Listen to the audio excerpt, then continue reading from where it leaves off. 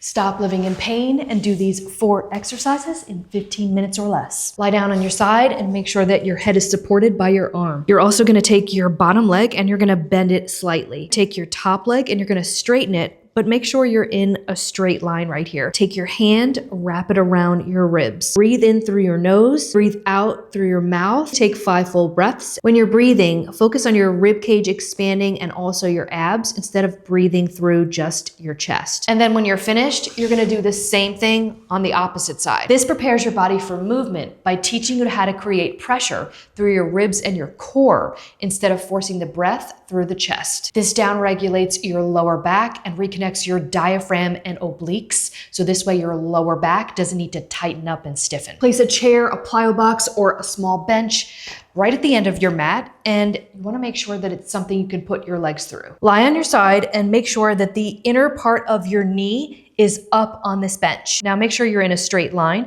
You wanna support your body by placing your forearm on the floor with your thumb pointing up. Your shoulder and your elbow are in a straight line, so you don't want it up here or too close to your body. Now you're gonna brace your core, so you're gonna squeeze those abs, and you're also gonna be squeezing the glutes here. You're gonna also feel tension in here, so you're gonna brace your whole entire body. So you're gonna squeeze, brace your core, lift up, and you're gonna hold this position for 5 to 15 seconds. And then once you're done, you're going to turn over and then you're gonna do the opposite side. You're gonna do 2 to 3 sets of these. This movement does 3 things. It strengthens the glute medius, it also strengthens the inner thighs, and it strengthens the obliques, which help to keep the pelvis level. And when your pelvis stays stable, your lower back doesn't have to grip and tighten so hard when you bend or reach. Now we're gonna take the load off of your lower back and teach you how to resist rotation properly, so this way your core and obliques can do the work and therefore reduce pain in the lower back. Get into a half kneeling position. You want the band to be anchored down and low on the same side as the knee that's down on the ground. Hold the band with 2 hands and bring it to chest height. Also make sure that the hips are not moving. You want everything straight, including your back. Squeeze those abs, press out. You're gonna hold this for 5 seconds, resisting that urge for the band to actually pull you in. When you're done, you're gonna repeat this set on the opposite side to complete 1 set. Start out with your feet hip width apart. Now you're gonna shift the weight over to the working leg. We're gonna work this side first. So you're gonna do that by not dumping into the hip like this. You're gonna keep the pelvis level and shift. Now you're gonna keep a slight bend in this knee here, and then you're gonna take this leg and you're gonna bring it just slightly behind you, but you're gonna be up on your toes. So it's gonna look just like that. So you're pushing your butt out first, keeping the back straight, keeping your neck straight as well. You're gonna come down to as far as you can before you feel like your lower back is rounding. You should feel right in here. You should also feel it in your glute. Turn your hips and your torso at the same time. Then you're gonna come back, and then you're gonna stand up again, squeezing this glute. Notice with this one, we're focusing on that turn to internal rotation in the hips. This is because this is one of the major movements that's lost when people have repetitive twisting and turning motion and have jobs that require sitting for long periods. Continue doing this on one side for a total of 10 reps. And then within that same set, you're gonna switch and then do the opposite side.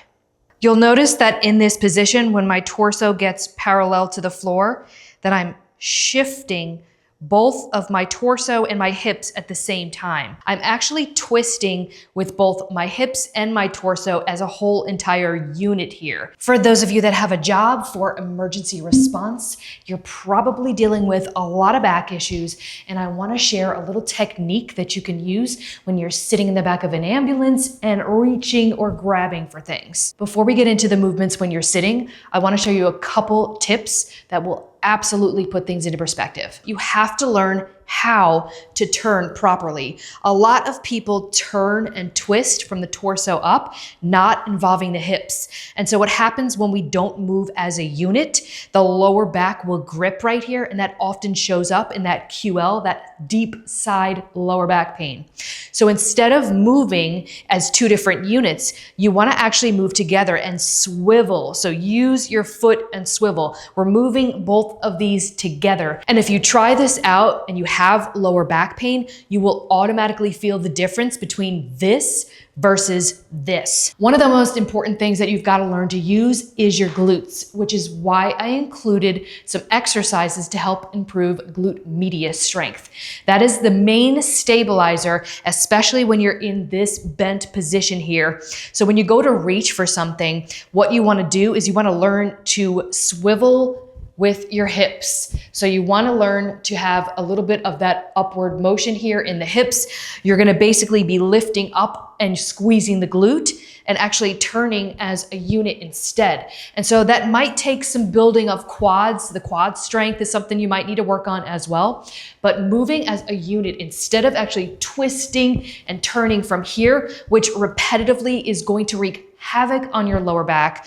So instead, you want to squeeze that glute, use this motion right here. Learn to swivel with your hips. Moving as a unit, even when you're seated, is something that you want to learn to do. So this way, you don't have to use your lower back as that main stabilizer. Reaching for something can be an obstacle too. So when you're in the back, instead of just reaching from here, this motion with the rounding of the back can wreak havoc on your back and eventually cause you to have a lot of different issues of like compensation in other areas of the body. So you want to learn to move. You want to learn to slightly lift in these motions instead of just reaching like that, keeping the back stable.